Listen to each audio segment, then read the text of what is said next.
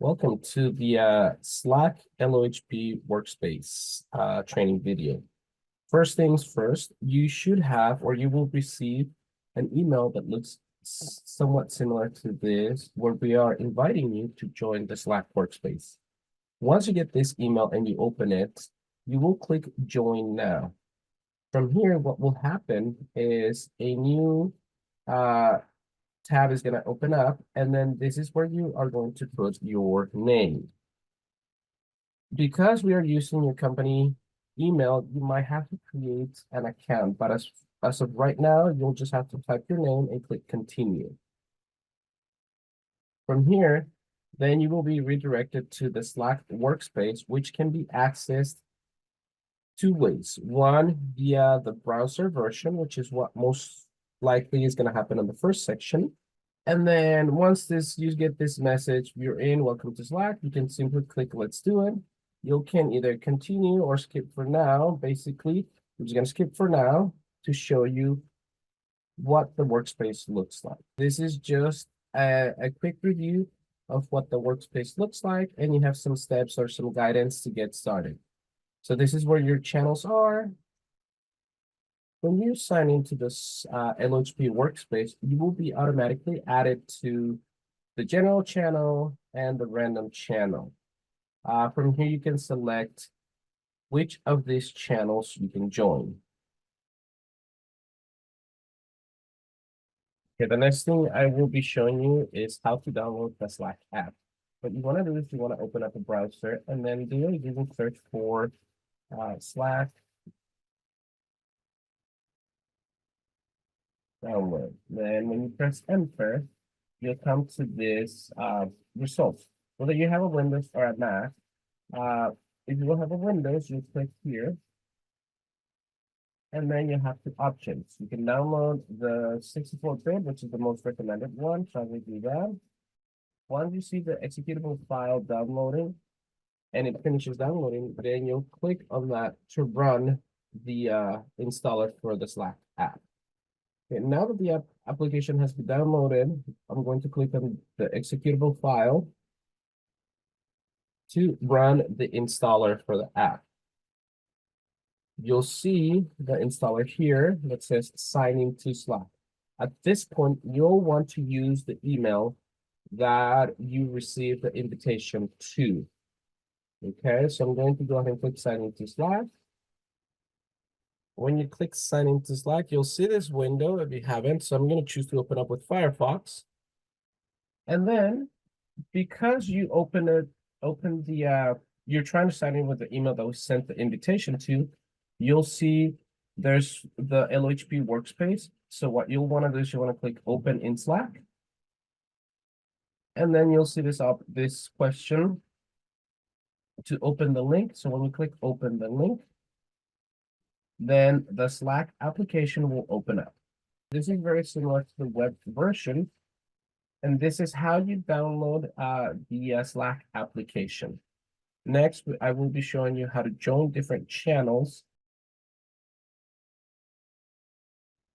Okay, so now we're going to talk about navigating the Slack workspace. First things first is we're going to look at how to add channels. So for example, in this workspace, we have different channels to cover all the objectives in the work plan. So if you want to add, let's say, the fluoridation channels. So what we want to do is you want to click add channels. Then we're going to browse a channel. Then it's going to give us the different channels that we have available. These are, if you remember from the previous videos, these are the same channels that we saw in the web version of Slack. So for example, you'll see the ones that have the little check mark that says you have joined. So I have this one right here, Objective 1 Planning. If you want to join that channel, all you have to do is click join. And then the channels will start appearing here on the left. I'm going to go ahead and quickly add all of the channels that I'm not a part of, just so that we can cover a little more on the navigation.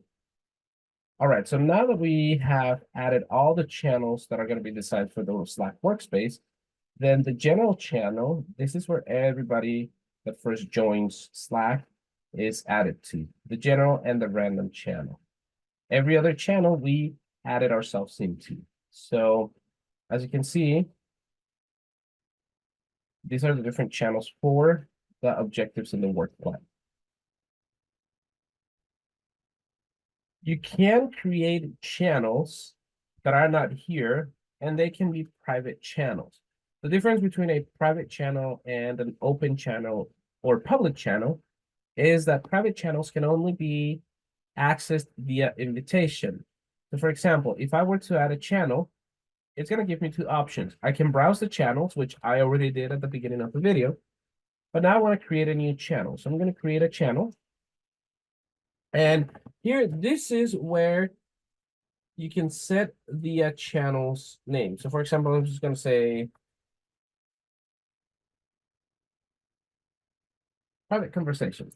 If the channel name is available, it'll show here the next. If it's not available, so I'm going to say, for example, if I want to do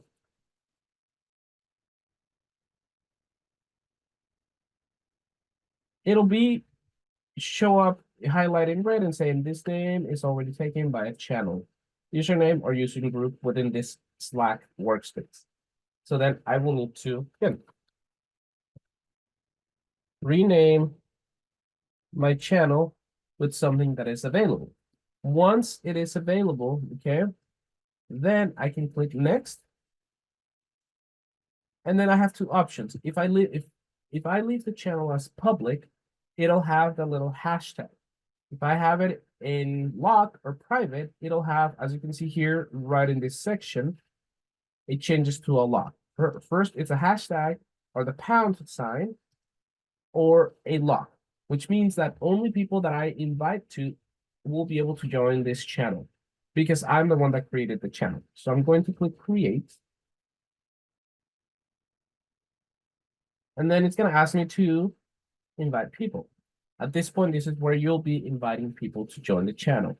However, we suggest and we recommend keeping all channels open so that anybody can join the channel and join the conversation. If you must have a private channel, the best thing would be to check with COTAC and Office of Oral Health.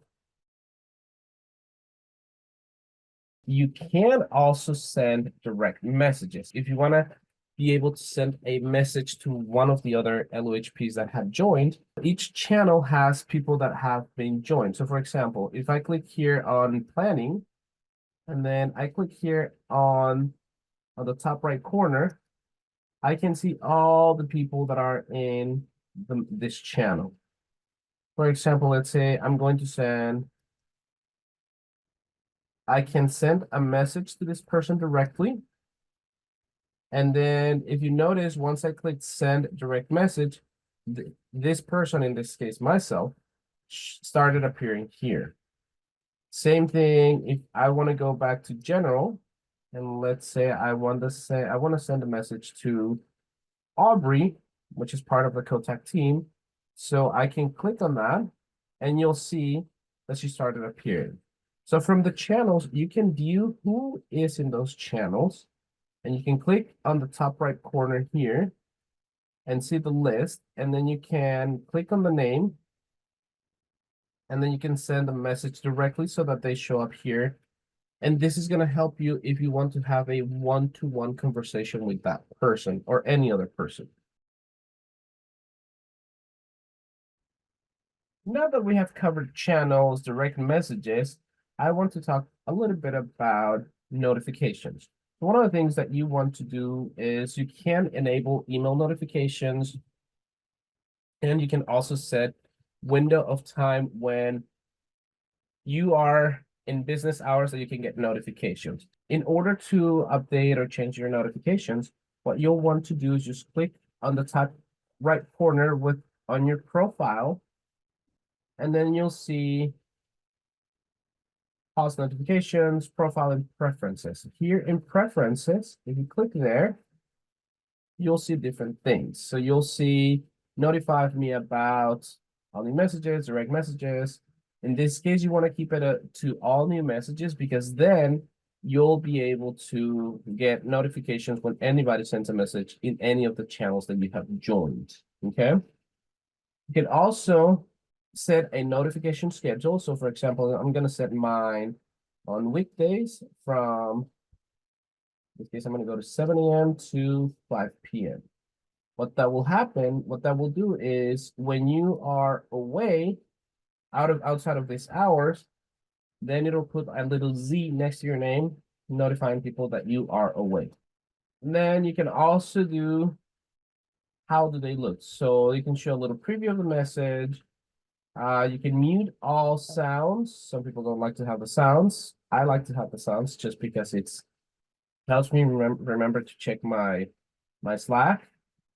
And then you can also have the window flash if you are away. Okay. You can also send notifications to your mobile devices. You can put it as soon as I'm active, immediately, even if I'm active.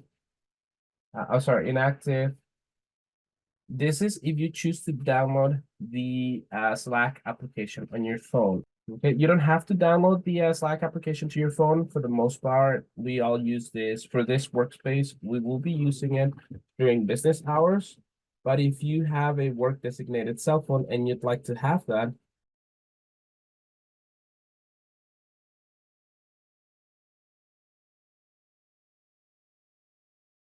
you can also set email notifications for mentions and direct messages once every 15 minutes, once an hour. I would say in this case, I'm going to put once an hour. And that's pretty much how you set notifications. Next thing, we'll be looking at the sidebar.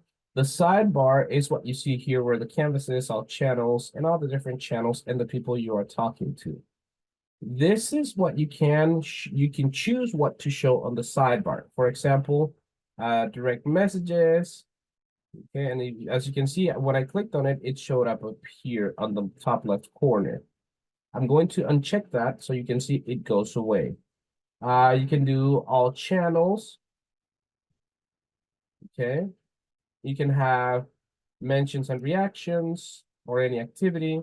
Once you click here, it's called activity. And then you can have people if you have people connected or different applications. Now, these are just up here in the canvases, things that you can add extra. However, when you get a direct message, if you can see here in general is bolder and brighter when there's something new happening. So any channel that has a new message or a new activity, and even if it's a direct message, you will see it in a brighter white and bolder fonts. Until you click on it, then it changes. The font looks exactly like the rest of the messages. You can also choose which conversations to show. All conversations, unread, mentions, or unread conversations, plus your start section. For this, again, I recommend leaving everything on just so that you get notified, and then you can browse through the channels that you have joined and see if there's any notifications or if there are new resources or files shared. Sort, I leave it as alphabetically just because it's easier. And a lot of these settings I leave as they are just because, this is the layout that I'm used to, but you can, depending on your preference, you can set all things, you can uncheck and move things around. Themes are to personalize your Slack workspace. I tend to like the dark color. I'm going to uncheck that because I want to be able to choose my own theme. And now, as you can see, because I like dark colors and I like it black and dark, so I chose the dark layout, but you can also implement some of the themes. So something like a bluish color. I like the blue color. I also like this pinkish and blue. You can do a light or dark theme, but then you can also add customized colors or personalized colors that, can help your Slack workspace stand out. The next thing we're looking at is messages and media. So for messages, you can personalize things the way you like. So I'm going to go with compact without showing the picture. But also, I tend to like actually the clean, where it shows the picture of the person. If you see in the background right here to the left, If I click compact, the image, the person's profile picture goes away. But if I click on clean, you'll see that the picture is here, which is recommended that you add a profile picture to your Slack. That way people can see your face. Then you can have just display names or full display names. If we do that, then it's going to say Megan, and I like to keep it short, Meg, or in my case, it's just going to show Gustavo. And you can also have additional options. You can display information about who's currently typing the message, show times in 24-hour clock if you like military time. And then you display the color swatches next to hexadecimal values. Okay? You can also set your own default skin tone. And then if you type an emoji, then it'll convert it to an actual emoji. This is what it would look like based on all the current selections that I have up here. You definitely want to keep this images and files uploaded to Slack so that you're able to find them easily. But also, if you click here on the left where it says files, you can find all the files that have been shared in Slack. You can set a forwarding address. That way, if there's a message, it'll be forwarded to your email, but you don't have to. One of the things with this Slack workspace, all resources will be saved for 90 days, and then after 90 days, they will be deleted. It is a good idea to constantly check and save files if you see that they are important to you. For language and region, you can set your preferred region, your preferred language, and then it's going to spell check your messages based on the language. Accessibility, you can increment the default zoom base if you want to see things closer. You can have it to underline links to websites. Any animations will play automatically. This is what the message is going to look like. The sender, the message, and then the date and time. And this goes back to the notifications. You'll hear like a little knock whenever you get a notification. That is the default Slack notification sound, which you can change. And you can review the section of the video where we showed you how to work through, personalize your notifications. And then for audio and video, basically, you're just checking your microphone to make sure that things work. In case you decide to have like a quick voice conversation. So in general, this is what most of the notifications and the preferences look like in Slack. The next thing we're going to be looking at is your profile. Now, when you're here in the Slack workspace, what you'll want to do is you want to click again on the top right corner next to the questions or help section on your profile image. From here, you can click profile. And then this is where you can edit your information. For example, if I click edit here, I'm going to be able to edit my name, my display name. I'm just going to put it as Gustavo. Okay, I'm going to put here my title. And this is something you can also do yourself. I'm going to put here.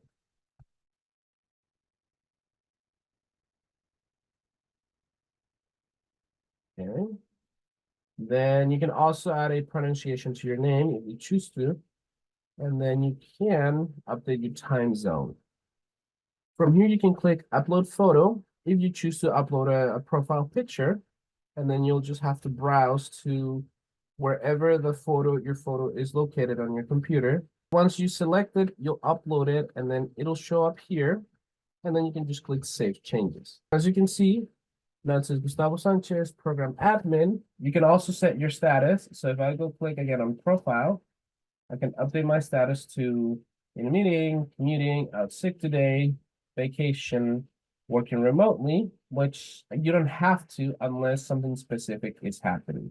For the most part, you'll be shown online. And as you can see here, on the left tab, both of these have a dark white outlined circle. And then in this section, I'm currently active. So it shows me with a blue button, which means I'm active. And that's pretty much how you update information on your profile and set your statuses. The next thing I'm going to do is I'm going to show you how to share files. Whether you do it in a channel or you do it through a direct message, the process is very similar. In this case, I'm going to send a message to Gustavo Sanchez. So I'm going to click on his name. And then from here, I can send him a direct message. For example, I can say, hello, Gustavo. Here is the image you requested. Once I do that, I can click on this. If you see down here where you type your message, there is a little plus button. And then you have different options. You can create a post, create a snippet, or you can upload from your computer. In this case, I'm going to choose upload from my computer. And then I'm going to click on desktop. Then I'm just going to choose this image. Okay. Once I click on the image, I'm going to click open. And you'll see it appear here. And you can also add the message when you're sending the message, the image. Once you finish typing your image, you can click send. And you'll see now that he is going to get this image, which when he opens up the message, he'll be able to download it, forward it, share it with someone else, or he can view the details, copy the link, save for later, or delete the file. So those are the different actions he can do once I share the file. Remember, any messages that Gustavo and I have will be saved in this direct conversation that we have for 90 days. After 90 days, any information older than 90 days will be deleted. The last portion of this tutorial video will be how to send messages. You can start typing any messages. This is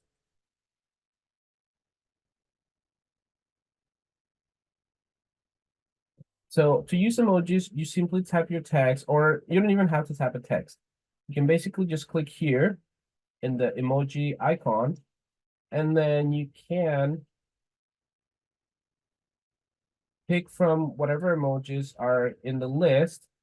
Your recently used will be, or frequently used will be at the very top. So I'm going to click that, and then I'm going to click again, and I'm going to add that. I can also do mentions. Mentions are like on Facebook when you tag somebody, or in Instagram when you tag somebody. If you put the @ sign, you'll see the list of people that are in the workspace. If I want to tag somebody, I'm going to type @ sign and then select the person that I want to tag. What this will do is will basically send that person a notification saying, hello, you have been tagged, and then it'll show the message, okay? So now if you notice the difference between when somebody is tagged, the text is blue and linked to that person, and the rest of the text is just regular white. So that's how you tag. You can also record a short video clip. You can record a short audio clip. And this is how you use emojis, how you send messages, and how you tag somebody. And with that, we have completed our tutorial for accessing and joining the LOHP Slack workspace. I will be setting up some office hours in the upcoming weeks for anybody that feels that they need a little more one-on-one instruction and guidance on how to use Slack.